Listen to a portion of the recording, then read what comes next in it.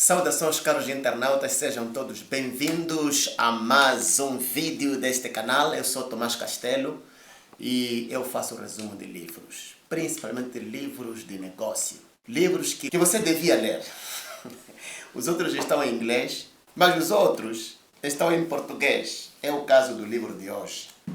O livro de hoje é A Arte da Guerra, que é o livro de Sun Tzu. Este livro tem mais que 2.500 anos de existência. Por mais que 1.500 anos, este livro foi lido só por generais de guerra. Vocês já ouviram falar de Alexandre o Grande? Ele usava a estratégia deste livro. Mesmo hoje, existem pessoas no exército, pessoas no governo, pessoas nas grandes empresas que são obrigadas a ler este livro. Ou então, as decisões dessa empresa são tomadas com base no livro A Arte da Guerra.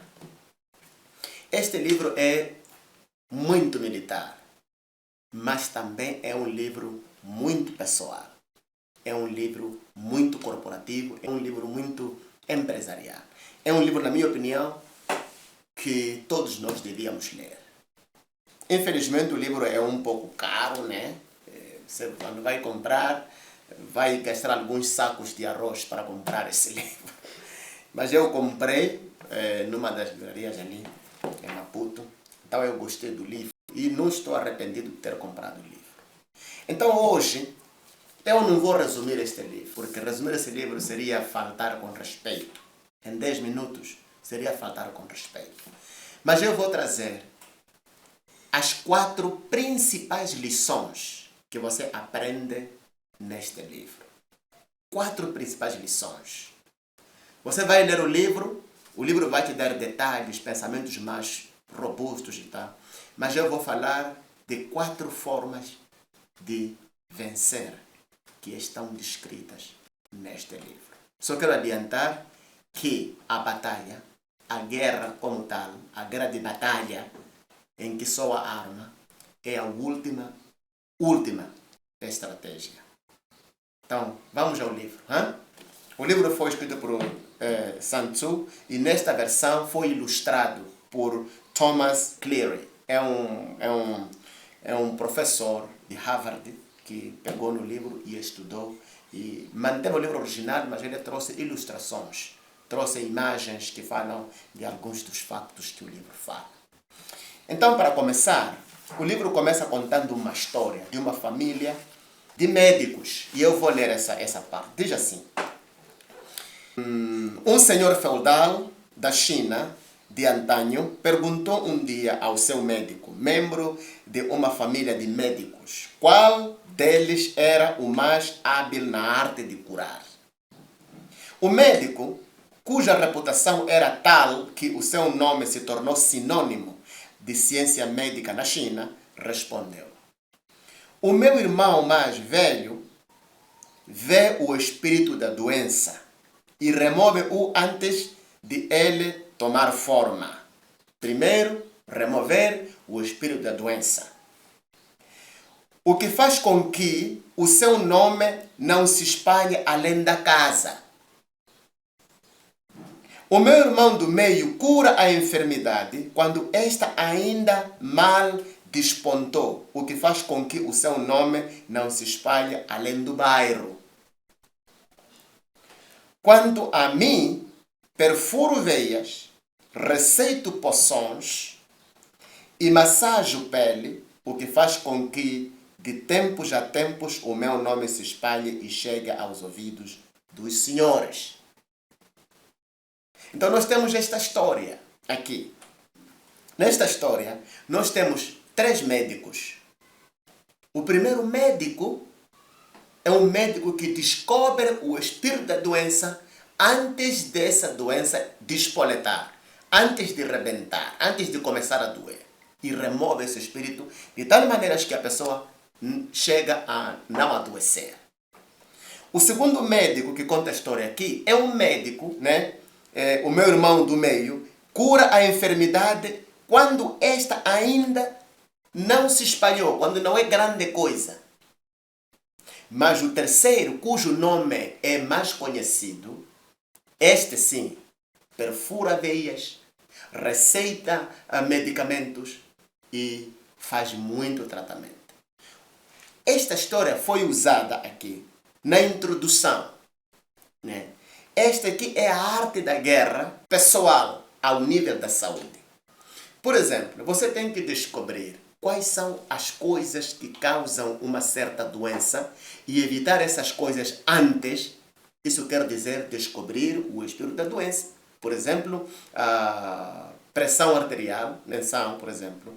Nós sabemos que o sal é um dos agentes que contribui com que as pessoas acabem tendo tensão. Então, se você desde jovem começar a controlar o sal, você estará a evitar com que o espírito da doença de tensão chegue à sua vida. Em segundo lugar, é você diagnosticar uma doença antes. Por exemplo, que você vai ter problemas de esquecimento daqui a 5 anos. Você descobre agora, vai às análises, descobre isso. Você pode fazer com que nunca, ou então tome medicamentos, ou então se alimente de uma maneira que regenera a sua capacidade de lembrar. Mas, se não quiseres, deixa até que a doença tome conta do seu corpo. Aí você terá que aceitar que o médico faça o que quiser com o seu corpo. Vai furar veias, vai não sei o que quer. Isso você não terá que negar. Então, o livro A Arte da Guerra começa com essa história, na introdução. Né? Começa com essa história. A arte da guerra. Entre essas 3 formas, qual é a melhor forma de vencer essa guerra? Na minha opinião, a primeira. A primeira, descobrir na minha família qual é o tipo de doença que mata as pessoas. E o que causa essa doença. É uma arte de viver e construir uma saúde mais consistente. Então, neste livro, nós temos 4 lições que temos que aprender. 4 lições. Vou buscar a página aqui. O livro diz que existem 4 formas de ganhar. 4 estratégias de vitória. A primeira estratégia é você descobrir os planos do inimigo. Isso chama-se vencer pela inteligência. Descobrir os planos do inimigo. Quer dizer, você tem que saber o que o seu adversário está a aprontar, o que está a preparar. Qual é o equipamento que ele vai usar. Na área de negócio, você tem que descobrir quais são as necessidades do seu cliente, o que o seu cliente pretende comprar. E você desenvolve esse produto. Na hora que você lhe apresenta, você está a apresentar a solução que ele procura. E ele vai entender que o dinheiro dele não é melhor que aquele produto. Porque você descobriu isso por inteligência. Por isso, pesquisa de mercado é uma arte da inteligência comercial. Ter mais informação sobre o seu cliente. Essa é a primeira forma de vencer. Porque esse livro diz assim: aqueles que vencem todas as batalhas não são verdadeiramente hábeis. Aqueles que, sem combater, tornam o exército inimigo impotente são melhores de todos.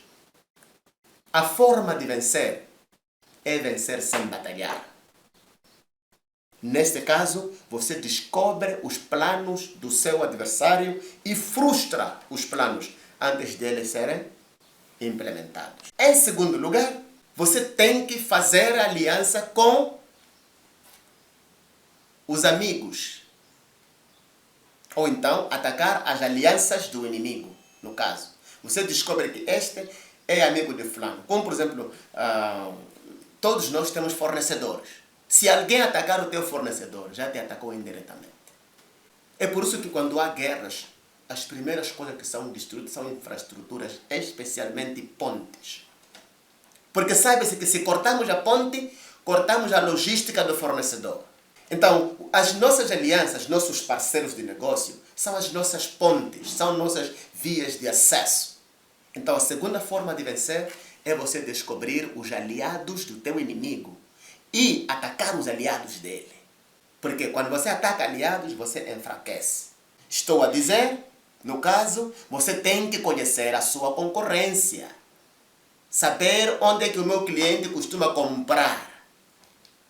E você ir lá entender qual é a mensagem dele, como é que ele está preparado, o que é que ele diz, o que é que ele faz. Tudo isso vai fazer com que você esteja mais preparado para enfrentar aquele que é realmente o seu cliente. Ok? E essa forma de ganhar, que é atacar as alianças, que também chama-se por ganhar por intimidação. Basta o teu inimigo saber que consegues vencer os seus aliados, que ele pode te vencer. Então, é importante conhecer os aliados do seu inimigo, no caso, do seu cliente. Porque eu falo de negócio, eu não falo de guerra, aqui eu não sou nenhum guerreiro, nem sou nenhum militar, né?